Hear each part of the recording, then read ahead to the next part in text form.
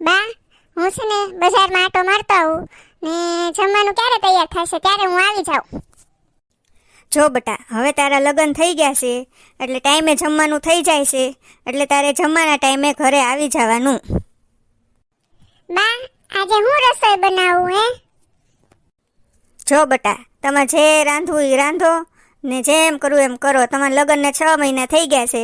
હવે ઘર તમારું, બાર તમારું, તમારે જે રાંધવું એ રાંધો ને જે રાંધશો એ હું ખાઈ લઈશ. તો બા, દૂધી પડી છે, દૂધીનું શાક કરી નાખું? હા બટા, જે કરો એ, મારે તો થોડુંક ખાવું છે ને. ઊભી રે ભોળી, દૂધીનું શાક તું નહીં બનાવતી, બાને બનાવી દેશે. બાના હાથનું શાક છે ને બહુ મીઠું થાય, બાને બનાવી દેશે હો ને. એ કાંઈ વાંધો નહીં, તમને બાના હાથનું શાક ભાવે છે ને તો બા શાક બનાવી નાખશે. રોટલા, રોટલી, ભાખરી જે બનાવવાનું હશે એ હું બનાવી નાખીશ હો બા. મને ખબર છે બટા, તને મારા હાથનું વધારે ભાવે છે, પણ તારે છે ને હવે તારા જીવનમાં પરિવર્તન લાવવું પડશે બેટા. કેમ કે હવે તારે છે ને તારા વહુના હાથનું જ ખાવાનું છે. હું તો કેટલા દી બટા, તારે હવે છે ને ભોલા, તારી આદત બદલવાની છે અને હવે વહુના હાથનું જ ખાવાનું ચાલુ કરી દેવાનું છે તારે. એ જો આજનો દી બનાવી દઉં છું, પછી હવે વહુને કહી દેજે તારે જે ખાવું હોય. બિચારી ક્યાં ના પાડે છે તને? તું જે કહીશી બનાવી દેશે હો. ભલે બા, ભલે હો. હું જાઉં બાર આટો મારી આવું. હા, પાછો ટાઈમે ઘરે આવી જાય બેટા. ભોલા, તારા લગ્નમાં મજા બહુ આવી હો. ડિસ્કો કરવાની, ફટાકડા ફોડવાની બહુ મજા આવી હો. તમે બે છે ને લગનની વાતો કર્યા કરો. મારે જાવું છે ઘરે, મારી બાયડી વાટ જોવે છે ને મને લાગી છે ભૂખ. હો ભોલા, હવે તમે બે બેહો. ઉભો રે તો ખરી. આમ જો ભીખા, લગન તો મારાય થઈ ગયા છે, મારે ઘરે બાયડી છે, પણ હું બાયડી ઘેલો નથી અને બાયડી ઘેલા ખાવાનું ન હોય. એને ભૂખ લાગે તો ઈ ખાઈ લે ને આપણી રીતે આપણે ખાવાનું હોય. તારે ભોલા એવું હશે, મારે તો હું ઘરે જાઉં ને પછી અમે બે ભેગા ખાઈ. હા તો મંડ હાલવા, બીજું હું? હાલવું જ પડે ને, નકર તો ઈ ભૂખી રે બિચારી. આમ જો તો રામલા, હાવ બાયડીનો ગુલામ થઈ ગયો છો ભીખલો. આ લગન થઈ ગયા એટલે હું કઈ બાયડીનો ગુલામ થઈ જવાનું હોય આપણે? હા ઓ ભોલા, એવું થોડું હોય. હું તો છે ને તું કહીશો ને એમ જ હું કરીશ, તારી રાહે જ હું હાલીશ. કેમ બટા, અહીંયા બેઠી? બા, તમારા દીકરા હજી નથી આવ્યા, એની વાટ જોઉં છું કે હમણાં આવે. એટલે હજી તે ખાધું નથી બેટા? ના બા, હજી નથી ખાધું. અરે આ 2-2:30 વાગવા આવ્યા, હજી તે ખાધું નથી? હજી તું ભૂખી છો બેટા? એવું ન હોય, તું ખાઈ લે હો બેટા, એની વાત નથી જોવી. એ આવશે ને એટલે હું એને કહી દઈશ કે ટાઈમે આવતો જાય. જા ખાઈ લે બેટા, જા ખાઈ લે. શું કરવું આ છોકરાનું? મારે કઈ કેવું તો પડશે એને હો. ગોબરી, એ ગોબરી, ક્યાં વહી ગઈ? આ રહી બેન, બોલ ને. કેમ છે, હારું ને ગોબરી? એ લીલા લેર છે, તું કે લે. ભાઈ, તારે તો લીલા લેર જ હોય ને બાપા. વહુ કેવી સમજદાર ને ડાય મળી ગઈશ મને. કેવી સમજુ ને ડાય, મને તો કાંઈ કામ જ ન કરવા દે. ઈ એમ કે વ્યવહારિક કામમાં તમારે જવું પડે ને જાજો, બાકી તો હું બેઠી છું એમ જ કે મને. લે, આટલી બધી ડાય છે. અરે ગોબરી, તું તો કેટલી ભાગશાળી, લે કેવું પડે. વાહ ભાઈ વાહ. મેં તો બધી ઉપાધિ મૂકી દીધી, વહુને ઘર સોંપી દીધું. વહુનું ઘર ને વહુનું બાર, વહુને જે કરવું એ કરે. છોકરો એનું કામ કર્યા કરે, વહુ એનું કામ કર્યા કરે, ને આપણે તો ખાલી ખાવાની હગાઈ. તારે કેમ હાલે બેન, ઈ કે? મારી તો બેન તું વાત જ પૂછમાં. વહુ દીકરા નોખા રે, ઈ નોખા રે, હુંય નોખી રહું, બસ બધાય નોખા. હવની રીતે હવ રે, મારી રીતે હું રહું. મારો રોટલો ખડીને હું ખાઈ લઉં. એ છોકરાને વહુને જેને જે કરવું એ કરે, આપણે કાંઈ પૂછવાનું નહીં. હા, પણ શું કરવું પછી બેન? ખોટો ડખો થાય ને તારે પછી વહુ બધું આકરા સ્વભાવની હો.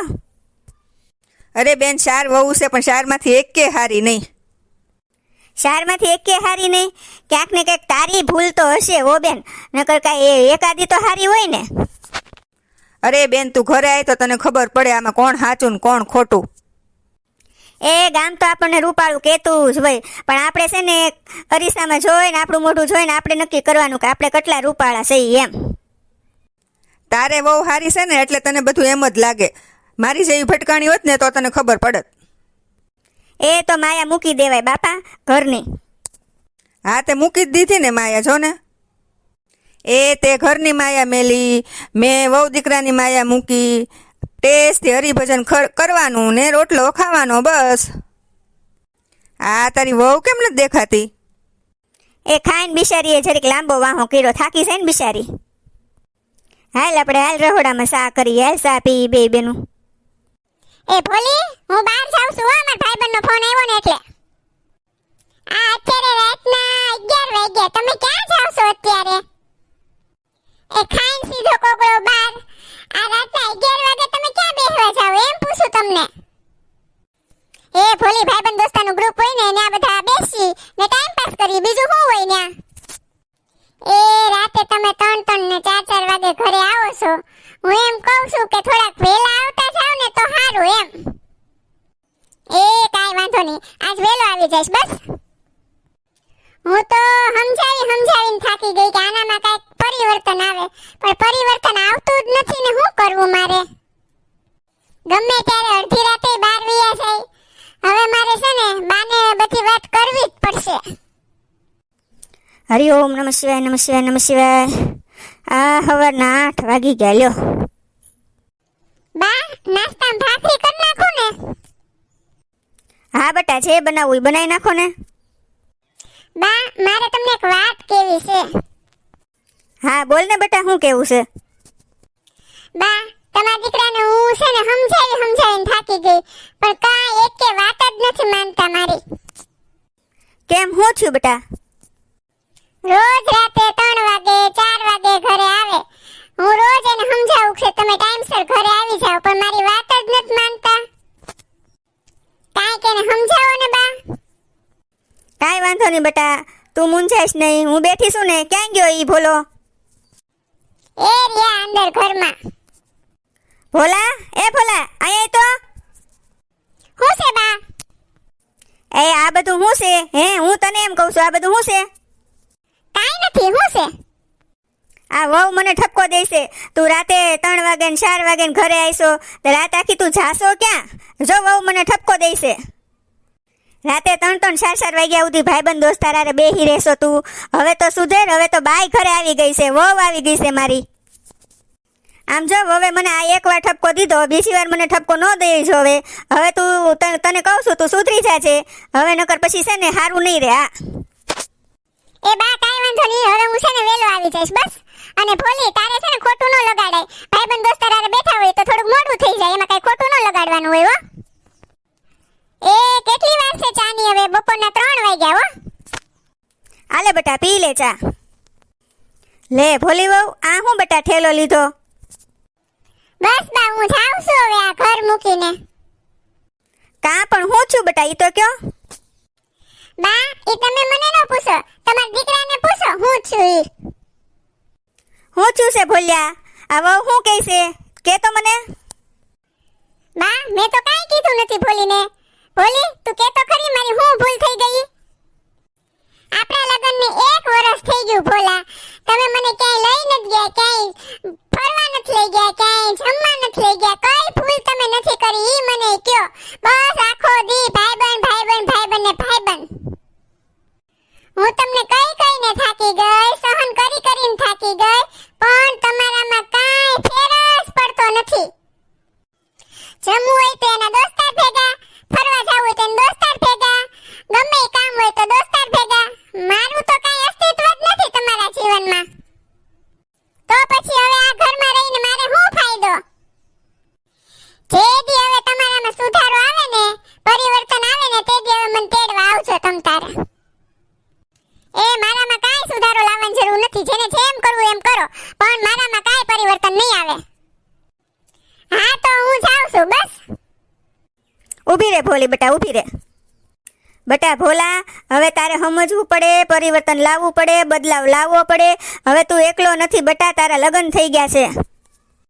હા, તમે ભાઈબંધ દોસ્તાર હારે સંબંધ રાખો એવું નથી કે ન રાખો એમ, પણ હવે તારે પહેલાં એ વિચારવું ભાઈબંધ દોસ્તાર પછી ઘરે બાયડી છે એને મહત્વ આપવાનું પહેલાં. અને રહી વાત બદલાવની, તો કેમ તું તારામાં બદલાવ ન લાવી એક? આ ભોલીએ જો બદલાવ લાવી દીધો છે. ઈ એના પીરમાં 8:30 9 જાગીને સીધી ચા ભાખરી નાસ્તો કરવા બેહતી, અને આપણા ઘરે આવીને સવારમાં 6 વાગ્યામાં જાગી જાય ને ટિફિન તારું કરી નાખે અને બધા કામ કરી નાખે. ઈ તો એણે બદલાવ લાવી કે નહીં? ઈ બિચારી ઘરના બધા કામ કરે, મને એક કામ નથી કરવા દેતી, બોલ. તો ઈ બિચારી એના જીવનમાં બદલાવ નથી લાવી? અને બટા એણે બદલાવ હું કામ લાવ્યો? એણે તારું ઘર માંડ્યું છે, તારા ઘરે શાંતિથી સુખી થાય એટલે. અને ભોલા, તે એની હારે લગ્ન કર્યા છે તો તારે થોડોક બદલાવ તો લાવવો જ પડે, થોડુંક પરિવર્તન તો લાવવું જ પડે બેટા જીવનમાં. હા બા, સાચી વાત છે હો. હવેથી હું છે ને ભાઈબંધ દોસ્તાર હારે થોડોક ઓછો સમય વિતાવીશ અને ભોલી હારે થોડોક વધારે સમય વિતાવીશ હો બા. હારું હાલ ભોલી, એક ગીત ગાઈ લે સરસ મજાનું હાલ. જન્મ જન્મ કા સાથ હે तुम्हारा